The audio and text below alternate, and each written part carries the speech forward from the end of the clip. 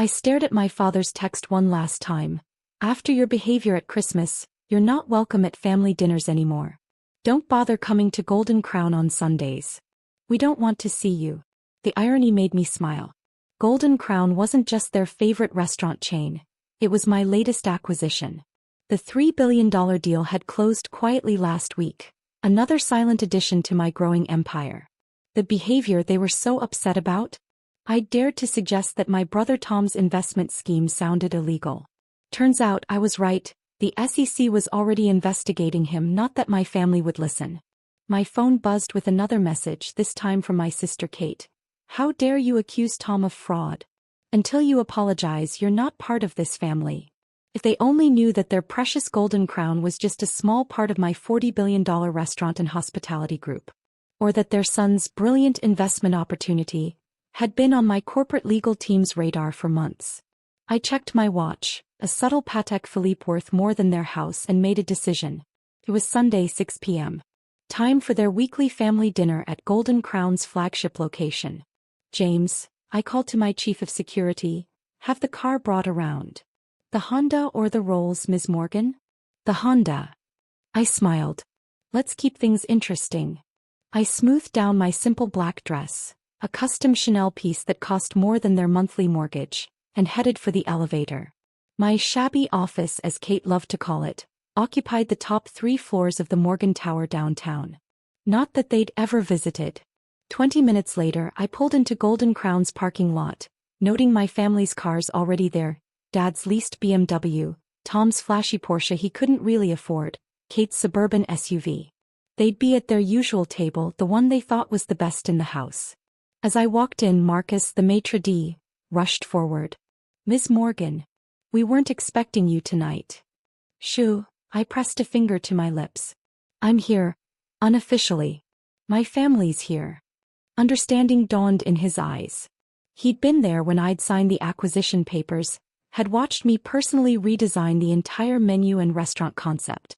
They're at table 7, he whispered.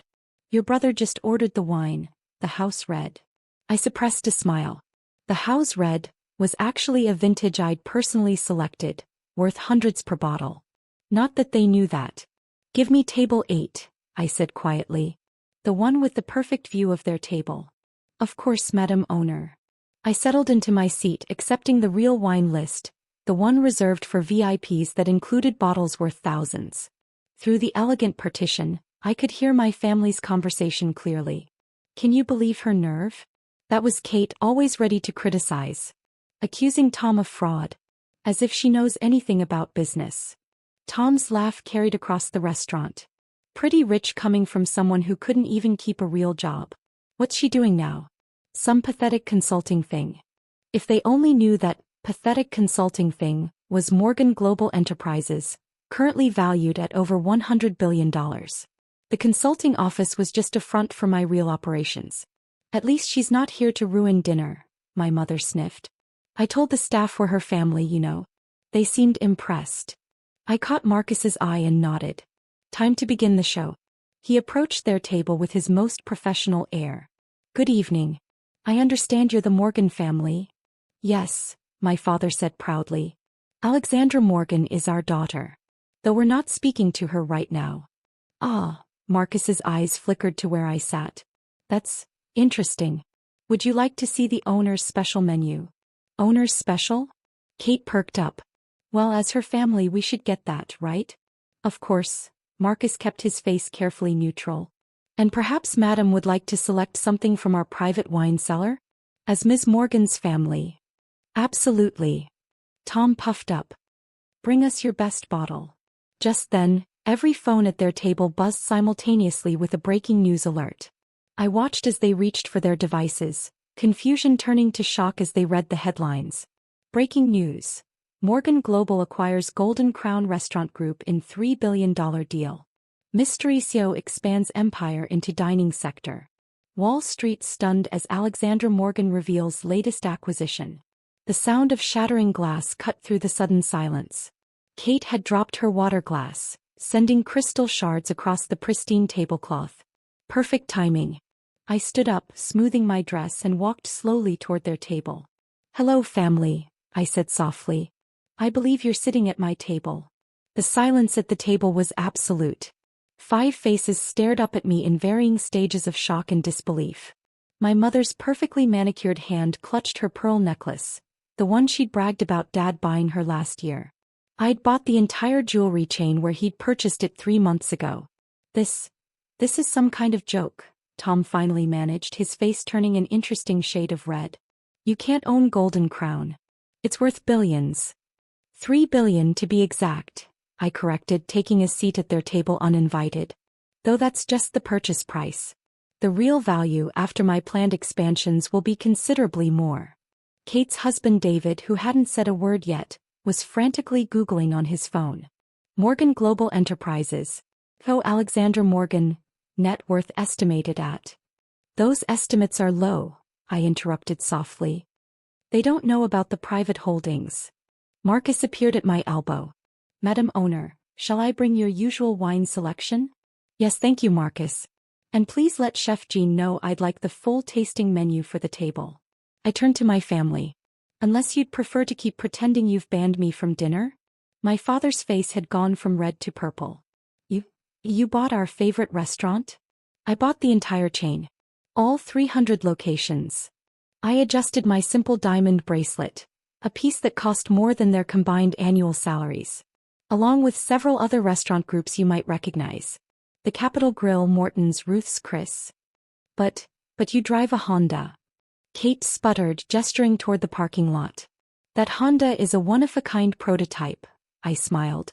Their CEO gave it to me after I acquired controlling interest in their autonomous vehicle division. Would you prefer I arrived in the Rolls?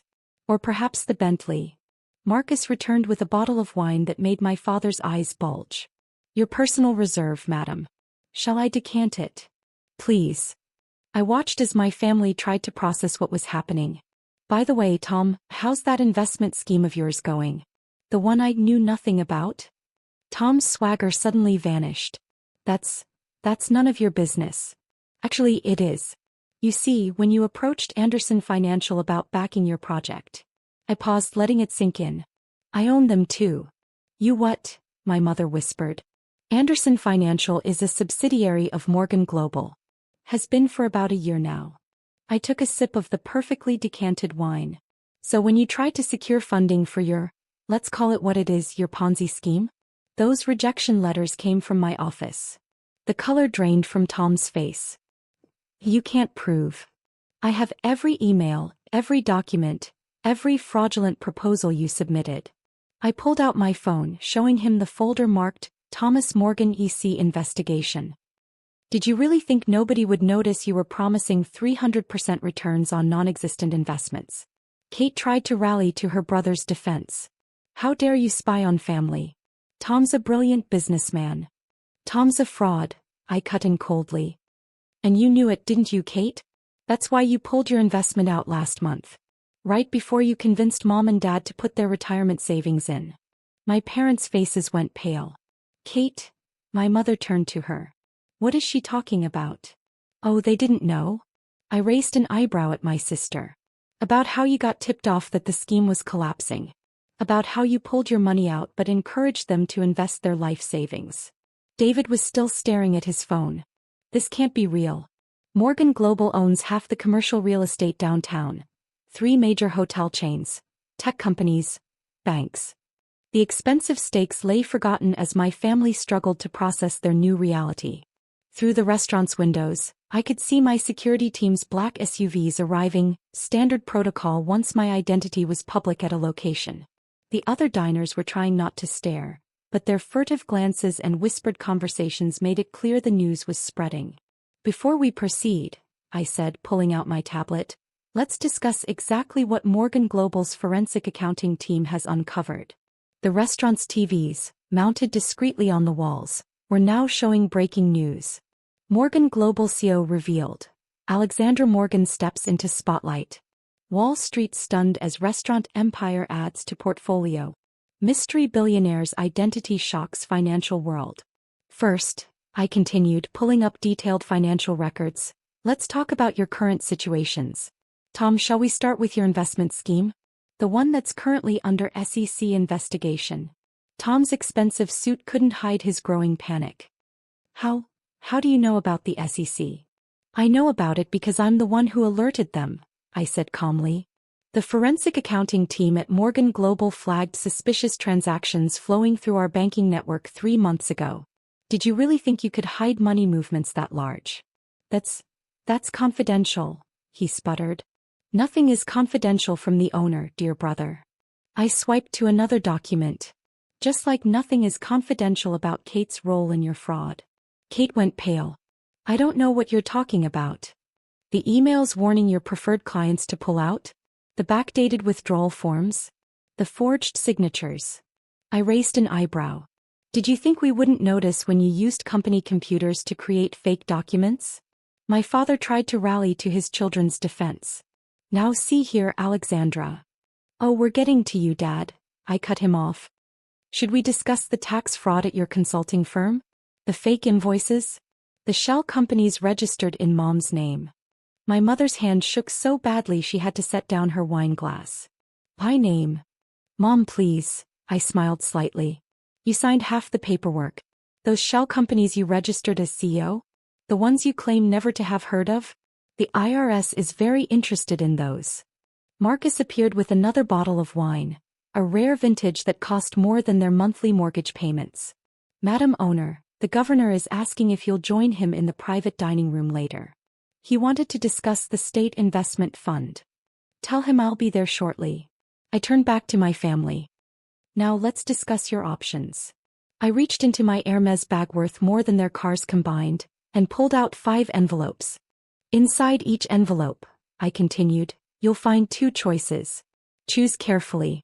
Your futures depend on it. Choices. My father's voice cracked. Option 1.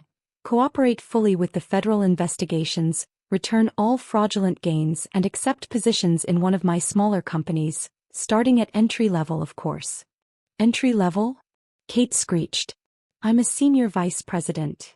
You're unemployed, I corrected. Your position was obtained through fraud and nepotism. That ends today. And option 2? Tom asked, his face ashen. Is simple. Face federal prosecution without my intervention. The evidence goes to the SEC, FBI, and IRS unchanged, and you deal with the consequences alone. Through the restaurant's windows, I could see more black SUVs arriving, government vehicles this time. But where will we live? Kate's mascara was creating black rivers down her cheeks. Our houses, our cars. Were all purchased with fraudulent funds, I finished. They'll be seized, of course. But Morgan Global maintains corporate housing for employees in transition. Small apartments but clean and safe. The kind of places honest working people live. This is insane, Tom stood up suddenly. I'm calling my lawyer. Your lawyer works for me now, I said mildly. Morgan Global acquired his firm last month. In fact, I pulled up another document. We found some interesting communications between you two about those offshore accounts. He's already agreed to cooperate with the investigation. My phone buzzed again. Messages from various world leaders and business titans about the revelations. The president wanted a briefing. The British Prime Minister had questions about UK investments. You have until midnight to decide, I said, standing up.